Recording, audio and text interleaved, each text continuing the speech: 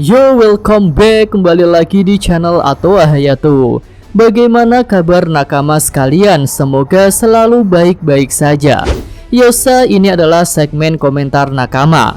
Pada video ini, Mimin akan bacain dan bahas beberapa komentar nakama sekalian yang udah masuk pada video Mimin yang lalu tentang pembahasan chapter 1054. Dan tanpa basa-basi lagi, langsung aja kita mulai dari komentar yang pertama.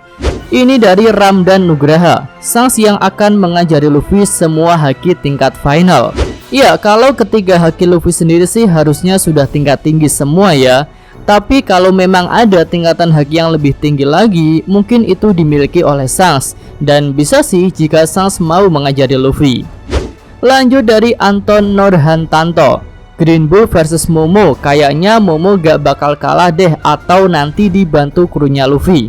Karena garis takdirnya Momonosuke sudah disebutkan akan menjadi shogun terhebat. Iya sih, menurut Mimin, Momo mau membuktikan aja jika dia layak menjadi shogun dengan bertarung melawan Green Bull. Tapi ya tetap aja Momo akan kalah dan dia akan mendapatkan bantuan nantinya. Lanjut dari Fasju, mantap Min, Sans bergerak sebagai pendukung Luffy calon Raja Bajak Laut. Karena Luffy mampu membangkitkan Nika. Mungkin pesan terakhir Roger ke Sans tentang Joy Boy Nika dan One Piece. Ya, bisa jadi sih Sans memang mendapatkan pesan terakhir dari Roger untuk mencari orang yang bisa membangkitkan Nika. Dan orang itu adalah Luffy. Lanjut lagi dari Wall 98. Mungkin ini yang menyebabkan kenapa Sans baru bergerak. Sans menunggu kedatangan Joy Boy. Dan setelah melihat poster Luffy yang baru, akhirnya Sans memutuskan untuk bergerak. Ya bang, mungkin kunci untuk mendapatkan One Piece itu ya harus membangkitkan Nika juga. Seperti Joy Boy yang telah membangkitkan Nika 800 tahun yang lalu. Selanjutnya dari Mukhlas Saputra, Sans sudah muncul di perairan Wano Kuni. Berarti Kurohige akan muncul di chapter depannya. Sebelum Admiral Green Bull menemui Sang Yonko Luffy, aliansi Sang Yonko akan menghadapi Sang Admiral. Apalagi Yamato tanpa basa-basi langsung menghantam kepala Aramaki. Ya, pertama tentu Green Bull akan dikeroyok oleh pasukan aliansi ya. Sudah terlihat di chapter ini kan. Kemudian untuk Kurohige tentu dia juga akan melakukan pergerakan. Dan semoga aja pergerakan Kurohige akan diperlihatkan di chapter depan. Lanjut lagi dari Rio Wicaksono, kalau Luffy bentrok sama Sans berarti Usopp lawan bapaknya dong, wak wak wak. Ya tentulah bang, sama-sama penembak gitu kan. Tapi di chapter ini ya Usopp kelihatan belum siap untuk bertemu dengan Usopp. Mungkin dia masih merasa bersalah. Lanjut lagi dari Choro Kecepit, Vivi adalah nakama Luffy dan Vivi akan menjadi karakter yang penting. Vivi akan mempelajari semuanya dengan pasukan revolusioner dan akan berjuang bersama Luffy. Ya, jika Vivi memang dibawa oleh Sabo untuk menyelamatkannya dari Im-sama, tentu Vivi akan punya peran penting di dalam Revo Army. Lalu Vivi juga bisa menjadi saksi kunci untuk mengungkap fakta yang terjadi kepada Raja Cobra. Lanjut lagi dari Kakang Mas Ari, Sans berperan kayak Shirohige yang membantu Roger dapatin One Piece. Ada bentrokan dulu sebelum itu. Mungkin seperti itu kisahnya. Ya bisa juga sih, istilahnya pertarungan rival ya bang. Ya semoga aja seperti itu. Lanjut dari Suprayogi, kalau Sans ingin mendapatkan One Piece sudah dipastikan Sans punya Road Poneglyph terakhir.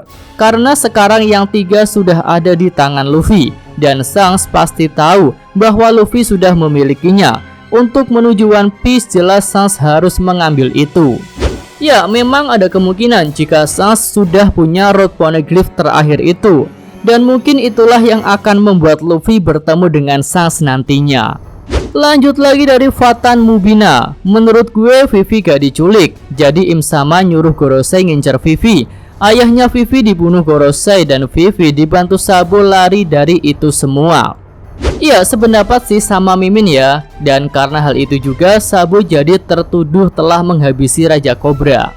Lanjut dari Jaka Permana, baru kena tampol hakinya Yamato saja Green Bull sudah meringis kesakitan. Gimana kalau diketok bajrangan Luffy? Haha.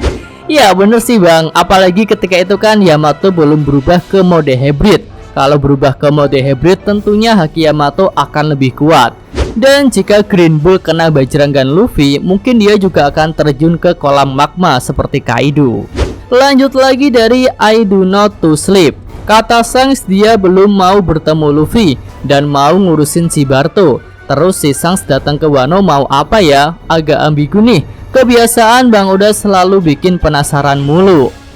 Ya emang sih rada aneh juga ya, apa tujuan Shanks ke Wano jika tak mau berlabuh di pulau itu.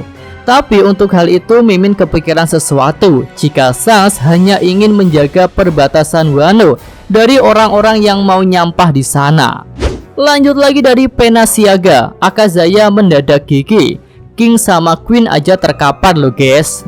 Iya, berarti itu kan sudah membuktikan ya bahwa King dan Queen memang sedang dalam keadaan yang tidak baik-baik saja saat Green Bull datang menyerang mereka. Jadi mungkin kedua komandan Kaido itu masih terluka dan belum sembuh benar, atau mungkin memang sedang diborgol dengan batu laut.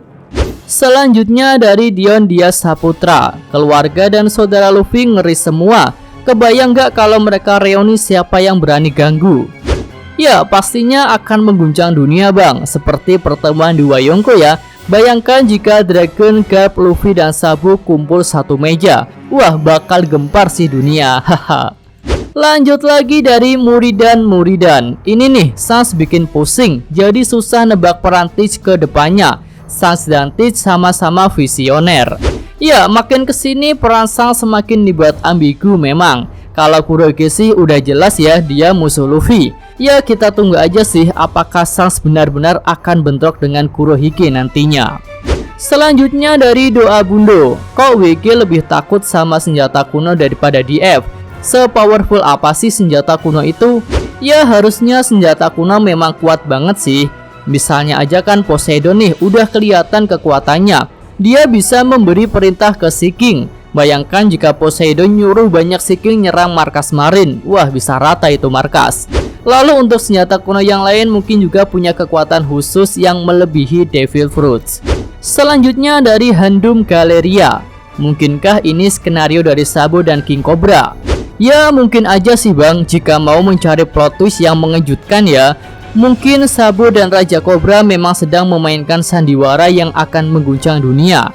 Mungkin sandiwara mereka itu bertujuan untuk membongkar kelakuan buruk Kurosei kepada dunia. Ya mari kita nantikan. Lanjut dari Tata Taryadi. Kenapa Raja Cobra membawa Vivi ke Marijoa di pertemuan referee? Padahal Raja Cobra sudah menyadari niat jahat para Gorosei kepada Vivi. Episode 889. Nah itu dia, mungkin ini masih nyambung dengan pendapat sebelumnya ya, bahwa Raja Cobra punya rencana dan dia menjalankan rencana itu bersama Sabo. Dan Vivi pun diamankan oleh Revo Army karena Raja Cobra sudah tahu Vivi akan diincar. Selanjutnya dari Fred Syah. Saya kasih bocoran, Shanks itu musuh dalam selimut. Demi menggapai cita-cita, tangan kiri bukanlah hal yang berarti untuk mencapai kesuksesan, karena kunci mendapatkan One Piece adalah Luffy. Ya itu adalah skenario yang banyak ditakutkan oleh para fans, jika sebenarnya Shanks itu adalah karakter jahat. Tapi Mimin pribadi sih tidak berharap seperti itu. Lanjut lagi, ini adalah komentar terakhir pada segmen komentar nakama kali ini dari Muhammad Iksan. Menurut saya Sabo dituduh membunuh Raja Cobra agar hubungannya dengan Luffy kacau, karena pemerintah tahu kalau Luffy punya hubungan dengan Vivi atau negara Alabasta. Skenario adu domba. Ya jika memang mau mengandalkan strategi adu domba, hal itu bisa masuk.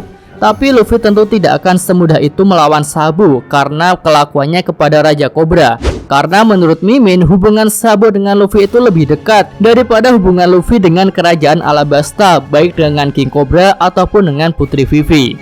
Oke, itu aja segmen komentar nakama kali ini ya. Mimin ucapkan terima kasih kepada nakama sekalian yang setia nonton dan berkomentar di channel Atwa Hayato. Yosa, Mimin Atwa Hayato, terima kasih. Iya, sampai di sini aja video kali ini. Semoga nakama sekalian menyukainya. Terima kasih udah nonton. Jangan lupa kasih like dan subscribe channel Atwa Hayato. Yo!